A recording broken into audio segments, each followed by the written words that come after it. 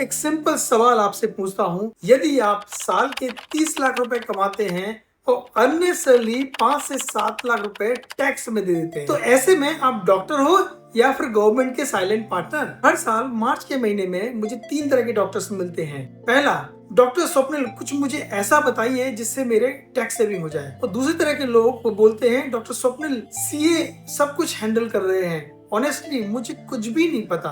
और तीसरे तरह के डॉक्टर्स बोलते हैं, मेरी इनकम तो बहुत ज्यादा है फिर भी सेविंग नहीं हो पा रही है, ऐसा क्यों हो रहा है। आज हम इन तीनों के बारे में बात करेंगे और साथ में समझेंगे उन 7 मिस्टेक्स के बारे में जो डॉक्टर्स यूजुअली करते हैं। तो वीडियो को एंड तक जरूर देखिए। और नंबर 4 मिस्टेक में एक बहुत इंपॉर्टेंट अपडेट है जो ज्यादा डॉक्टर्स मिस कर देते हैं। डियर डॉक्टर्स, यदि आप मेरे चैनल पर नए हैं तो इसे जल्दी से सब्सक्राइब कर लीजिए। यदि आप अपनी पसंद के कोई स्पेसिफिक टॉपिक पर वीडियो बनवाना चाहते हैं तो उसे कमेंट में लिख दीजिए, मैं आगे आने वाली वीडियोस में उस टॉपिक को जरूर कवर करूंगा। आज हम डॉक्टर अमित की 7 मिस्टेक्स को देखेंगे और साथ ही साथ उनके सॉल्यूशन को भी समझेंगे। Mistake number 1, tax saving versus tax planning. Doctor Amit दिसंबर तक उनको अपनी इनकम के बारे में पता नहीं होता है। जैसे ही फरवरी में सीए का कॉल आता है, डॉक्टर साहब आपका टैक्स ऑलमोस्ट 4 से 5 लाख रुपए बन रहा है, कुछ कीजिए।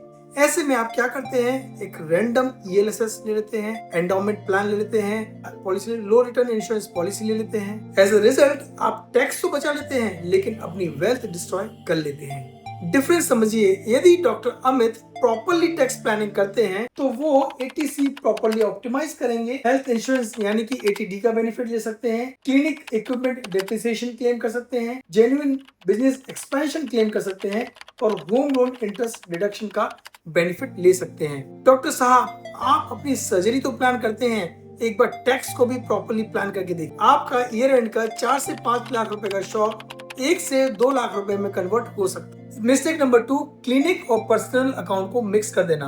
ये सबसे कॉमन मिस्टेक है और बिलीव मी सबसे कॉस्टली भी। डॉक्टर अमित क्या करते हैं, क्लिनिक अकाउंट से car EMI, school fee, family dinner सभी क्लिनिक अकाउंट से जाता है। As a result genuine business deductions miss हो जाते हैं, इनकम और एक्सपेंसेस ट्रैक नहीं हो पाते हैं और तीसरा सीए भी कंफ्यूज हो जाता है। इसको फिक्स करने का एक सिंपल सा तरीका है। सबसे पहले तो क्लिनिक का एक करंट अकाउंट ओपन कीजिए और एक फिक्स्ड अमाउंट इस करंट अकाउंट से अपने पर्सनल सेविंग अकाउंट में ट्रांसफर कीजिए एज ए सैलरी।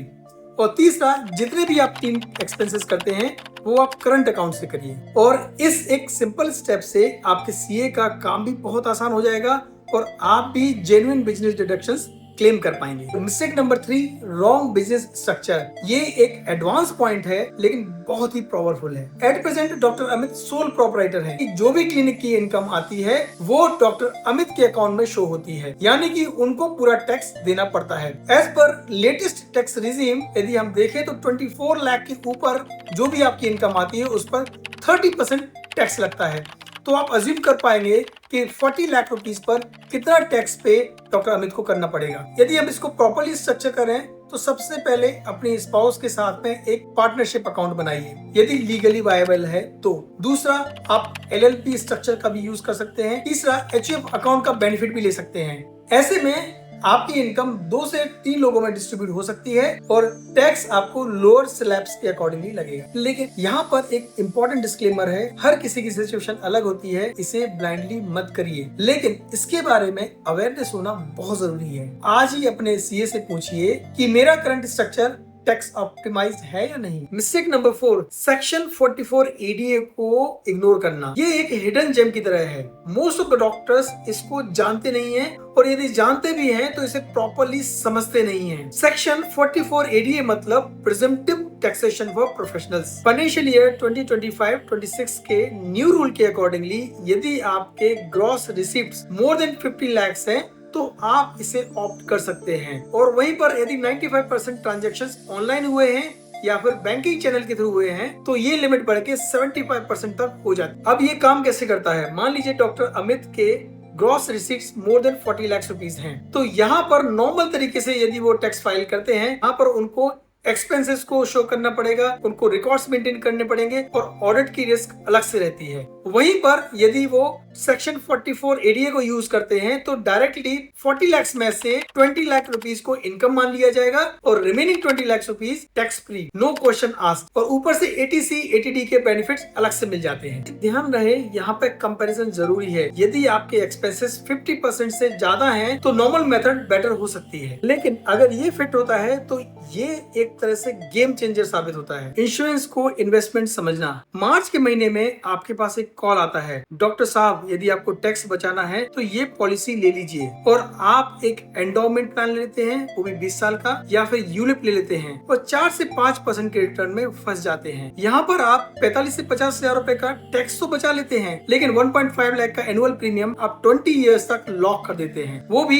इन्फ्लेशन से नीचे के रिटर्न पर। और इन पर जो रिटर्न मिलता है वो इन्फ्लेशन को ही बीट नहीं कर पाता है। राइट अप्रोच होती है एक टर्म इंश्योरेंस, जहां पर आपको प्योरली प्रोटेक्शन मिलता है, एटीसी बेनिफिट मिलता है और चीप प्रीमियम आपको आता है। Second, health insurance. यहाँ पर आपको 80D का बेनिफिट मिलता है। यदि आप सेल्फ के लिए लेते हैं तो 25,000 तक का, और यदि आप पेरेंट्स के लिए लेते हैं तो 50,000 तक का बेनिफिट आप ले सकते हैं। और बाकी बचा हुआ पैसा SIP के जरिए इक्विटी म्यूचुअल फंड में लगा सकते हैं, जहां पर आपकी रियल वेल्थ बनती है। Mistake number 6, capital gains planning ना करना। बहुत सारे डॉक्टर्स अब इन्वेस्ट कर रहे हैं stocks, mutual fund, gold, property, लेकिन कैपिटल गेन प्लानिंग जीरो।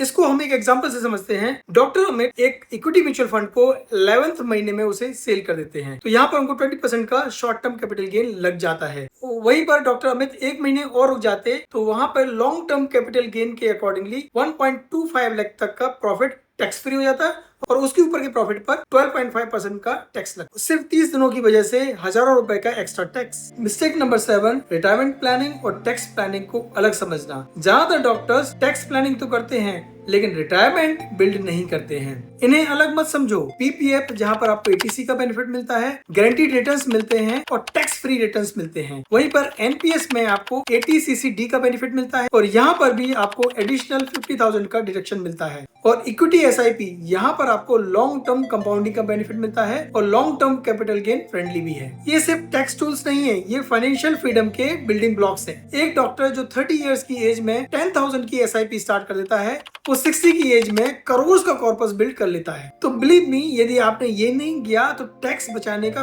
कोई मतलब नहीं। डॉक्टर अमित की प्रॉब्लम क्या थी? उनकी इनकम नहीं, उनकी प्रॉब्लम थी टैक्स ऑप्टिमाइज स्ट्रक्चर करना होना, फाइनेंशियल प्लानिंग करना होना, अवेयरनेस करना होना। टैक्स वेल्थ का सबसे साइलेंट और कंसिस्टेंट लीक होता है। एक छोटा सा एग्जांपल, यदि आप हर साल 2 लाख रुपए का एडिशनल टैक्स दे रहे हो, यानी कि 10 इयर्स में 20 लाख का, यदि आपने ये इन्वेस्ट किया होता तो 10 इयर्स में ये कॉर्पस बन जाता ऑलमोस्ट 40 to 50 लाख। यदि आप डॉक्टर हो और आपको लगता है कि आप अननेसेसरी एडिशनल टैक्स दे रहे हैं तो आप मेरी ये बुक रेफर कर सकते हैं। इस बुक में मैंने टैक्स ऑप्टिमाइज फ्रेमवर्क को एक्सप्लेन किया। और यदि आपको लगता है कि मैं टैक्स प्लानिंग रिलेटेड और वीडियोस बनाऊं तो कमेंट पे लिखिए टैक्स प्लानिंग। आज के वीडियो का कंटेंट यदि किसी डॉक्टर के काम आ सकता है, उसे आप शेयर जरूर करिए, जिससे उनका पैसा भी बच सकता है। मैं हूं डॉक्टर स्वप्निल और मिलते हैं नेक्स्ट वीडियो में। तब तक के लिए स्टे हेल्दी, स्टे वेल्दी।